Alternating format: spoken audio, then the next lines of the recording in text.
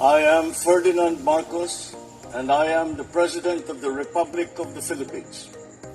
I stand today on behalf of 110 million Filipinos. Hi everyone, hello universe, it's me again. Mayroon tayong upload videos, updates. Naku po mga kababayan, malamang kilala nyo po ito, no? Si dating DepEd Secretary Briones, mga kababayan. At alam nyo din po ang issue sa overpriced laptop nung panahon niya. Nagkaroon po ng hearing dyan, mga bes. Ito na naman po tayo, ano? Bakit ito sa panahon ni dating Pangulong Duterte? Ang daming anomalyang natutuklasan. Sa panahon ni Pangulong Marcos Jr. lang natuklasan ito, mga kababayan. Kaya nakikita ko, isa sa mga dahilan kung bakit galit na galit sila kay Pangulong Marcos. Bakit kanyo? Kasi nabubunyag yung anomalya ng panahon ni Digong Tulad ng Ejike. Ayan. Kaya nakulong ang dating Pangulo. Pero, alam po natin, kaya nakulong yan dahil batas ang umiiral. Tulad ni Kibuloy, nakulong. You see, mga bes, ang dami. Bakit? Ito, ang kadahilanan kung bakit viral ngayon si dating DepEd Secretary Briones, mga kababayan. Sabi dito ng News 5. Kaso ukol overpriced laptop ng DepEd. Inutos ng Office of the Ombudsman ang paghahain ng kasong graft and falsification by public officers laban kina dating Department of Education DepEd Secretary Leonor Briones, dating PS-DBM Procurement Service Department of Budget and Management Chief Lloyd Christopher Lau at iba pang dating government official. Goes Duterte legacy talaga, guys. Ano ang kapalagayan nyo? Ay, ewan ko, no? Parang kakaiba ngayon, no? Parang ang karma ay hinahabol sila. Yung pinuno nila yung boss nila mismo nakulong. Kaya susunod itong mga mga gabinete niya, mga bes. Kaugnay ito umano'y maanomalyang procurement ng 2.4 billion halaga ng laptop noong 2021. Pinakasuhan din ng perjury, sinalaw at iba pang opisyal. Goes. Ano guys ang komento nyo?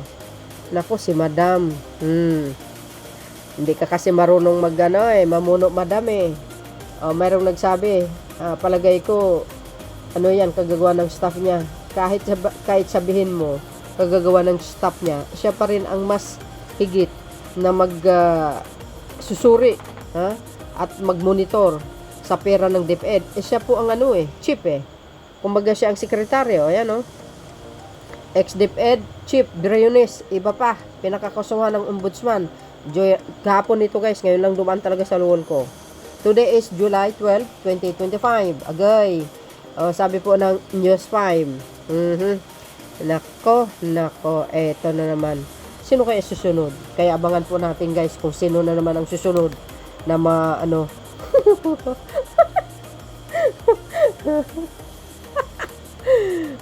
na mabubunyag sa pagnanakaw. Di kayo naloka.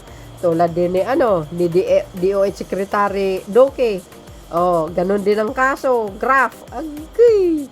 Talaga ito si Digong. Sabi ni Digong, ayaw niya ng korupsyon sa sa pamumuno niya. Ay sos.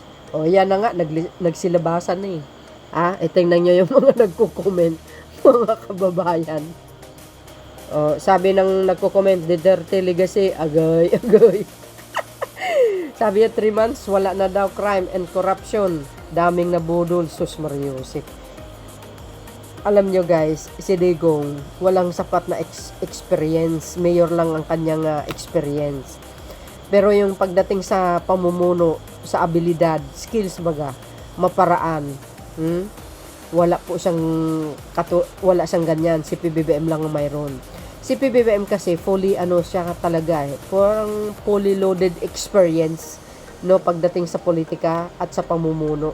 Kaya the best talaga ang pamumuno niya sa ngayon. Si Digong wala kasi Ito si Digong walang ginawa ito kundi mag-uutos lang ng hitman niya para lang kumitil ng buhay ng tao. Ayan po ay sinabi ni Mr. Las Cañas at ibinunyag din ni Mr. Matubato. Sabi ni Mutaboto nga 24 years. Pumapatay siya ng tao. Utos ni Mayor. Di kayo naloka. Yun, doon, magaling si Digong. Lahat na ata ng ahensya ng gobyerno ni Duterte ay may aligasyon sa korupsyon. Kaya nga, sa PhilHealth, mga kababayan, nagkaroon po ng ng issue. Tapos, ibinibintang nila sa Marcos administration. What the heck? Kasi hindi nga gumalaw ang pera ng PhilHealth. Hindi nila inaasikaso nung nakarang administrasyon. Nagkandalit-silitsi. Biro nyo yung pag-verify dito sa PhilHealth. Kaya nga nag-resign yung dating chief diyan Biro mo ang mga patay binuhay, di kayo naloka. Kaya ang ginawa ng Pangulong Marcos Jr. ngayon, ang PhilHealth inayos yung sistema, pangit. Hindi maganda kasi pulpul talagang nilalagyan nila diyan ngayon, iba na yung administrasyon, maayos na ang PhilHealth. Maganda ng patakaran ngayon. Dinagdagan pa ng pundo, di kayo naloka. Tapos palabas ng mga DDS. Nasaan yung pundo ng PhilHealth? Ang mga siraulo kayo. Doon, puntahan nyo sa bangko, nandoon. Bilyon. Di ba? Bilyon ang pundo doon. Ngayon, okay na, wala nang problema sa PhilHealth. Ay, sus. Ito pa, Duterte legacy sabi. Sabi pa ng iba. Ito yung nagbigay ng laptop na Pentium processor sa DepEd employees, tapos yung price endorsement ka-price ng gaming laptop. Goes. Kaloka. Lahat naman ng mga proyekto ng gobyerno ay may maanumalyang kahit sino pa ang uupo. Depende sa isang pangulo yan.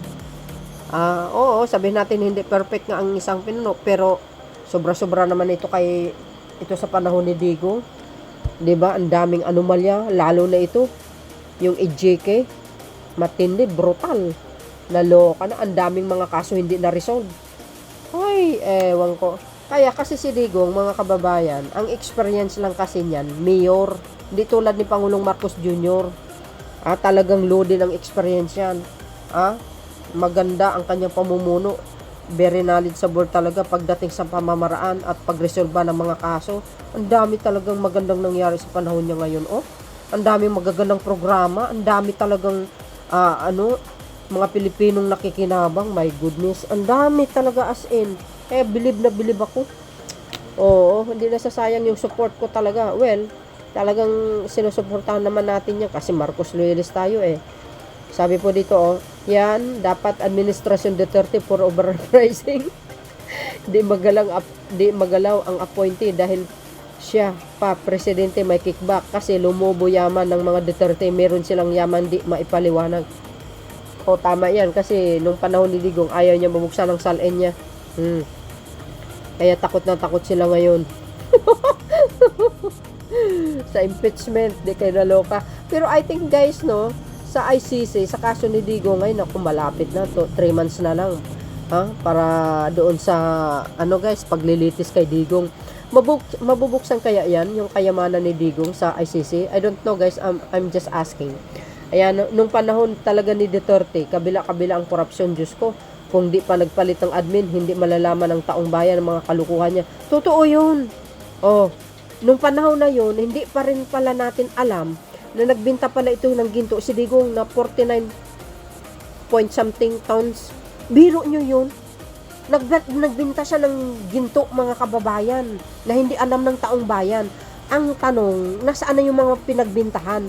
Nasaan ang mga big project niya? Tapos nag-iwan pa siya ng malaking utang kay PBBM. Di kayo naloka? Yung project ni dating Pangulong Digong, 119, 12 lang natapos. Yan ang sabi ng GMA News Online.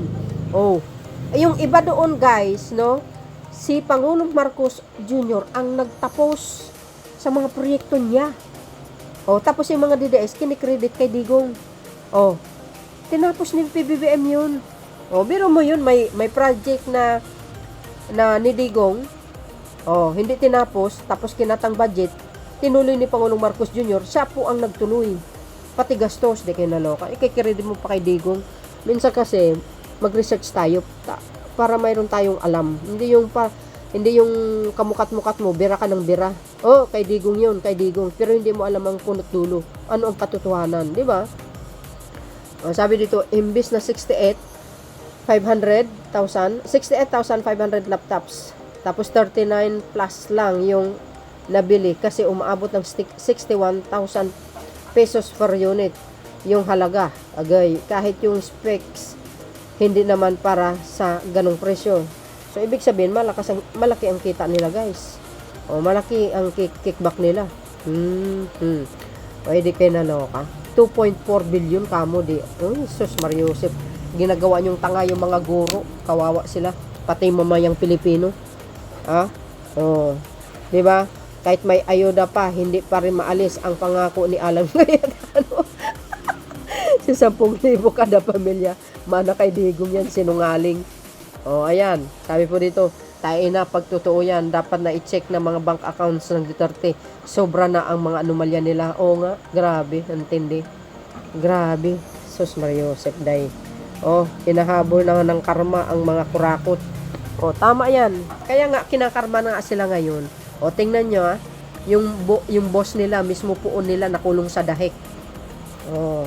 Talagang pinaka-worst na administrasyon ang Duterte. Bakit kanyo, guys? Tingnan nyo naman ang ginawa sa mga kapwa nating mga Pilipino. Kahit sabihin mo mga kriminal yan, pwede mo naman sila ikulong na panghabang buhay. Hindi yung parang aso mo na lang kinitil sa kalye. Diba? Brutal ang ijikin niya sa war on drugs.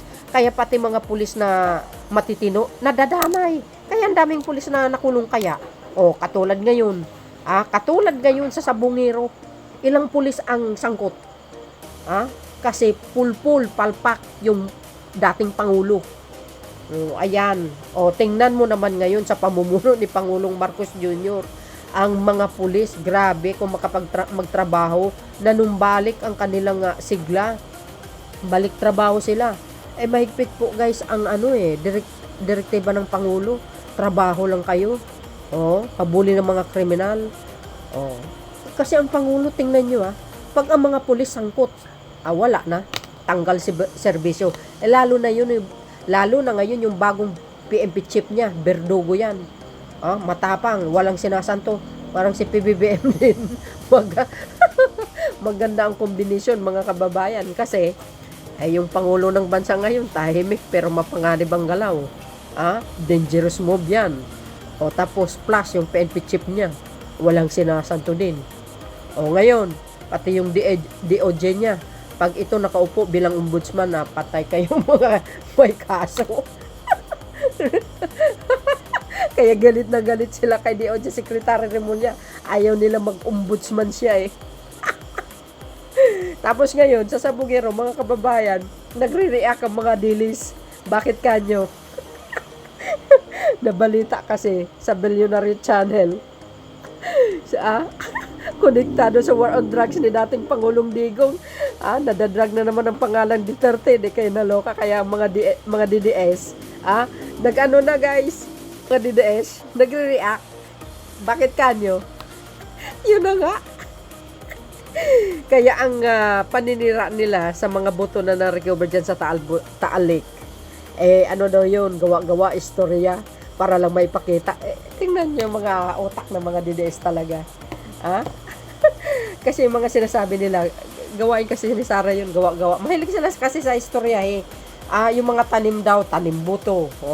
Di ba? Kaya nga, pinabulaan ng mga ano yan yung PCG, yung mga komento na ganyan, walang katotohanan. Sabi ng PCG na buhay ang tinataya namin dito, kaya hindi gawa-gawa yung ginagawa namin.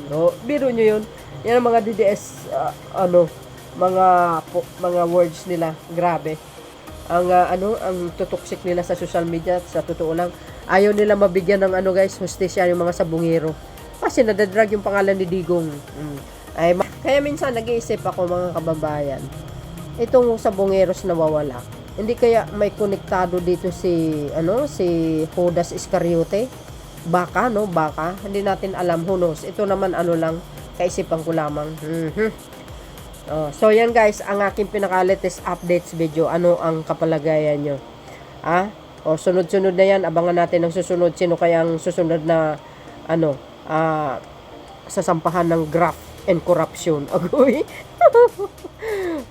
Hindi ba kayo nagtataka kay Martires? Aba, kumikilos na si Martires ngayon. Ilang linggo na lang siya nakaupo. Gumagawa ng kabutihan. Kumbaga may nagawa. Kasi since naumupo si Pangulong Marcos Jr., parang wala akong nakikitang gumagalaw ito si Martires, guys. Well, ewan ko lang sa inyo, baka mayroon naman. Pero yun lang nakikita ko, Kaya nagtataka ako ngayon kung bakit, mala. Gumalaw si Martires.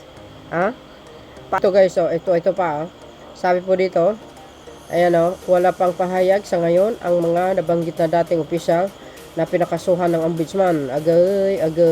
Ayan DCWB, GMA Integrated News. Ayan ito po yung sabi dito. Nakita nyo yan? Ayan perjury under articles, sabi dito 183 of the revised penal code against respondents Lloyd Christopher Ilaw, Jason Mer Legardo Ian and Annalyn Macansevilla. Agay. The charge of perjury against respondents Allen del Bustamante, Pascua and Salvador Kakatian Malana III and violation of Section 3 and G of RA 3019 against all the respondents are dismissed. Agay. So ordered, sabi dito mga beswa, December 2, 2024, Quezon City. Ayan yung mga pangalan, tinakpan. So ayan mga bes. M-Goes. Talaga naman. Ayan sabi ng GMA. Ayan pinakasuhan ng katiwalian at falsifikasyon ng ombudsman sina dating DepEd Secretary Leonor Briones at PS-DBM Chief Lloyd Christopher Lau at iba pang dating opisyal dahil sa 2.2 billion na umano'y overpriced updated na laptop. Di kayo naloka. So yun mga kababayan, anong komento nyo? Mga DDS. Ayan, sabi ni Digong, hindi daw kurakot ang kanya pamumuno. Ngayon lumalabas na. So, yun mga beswa. See you again on my next upload. Bye. Yan, babus. God bless, Philippines.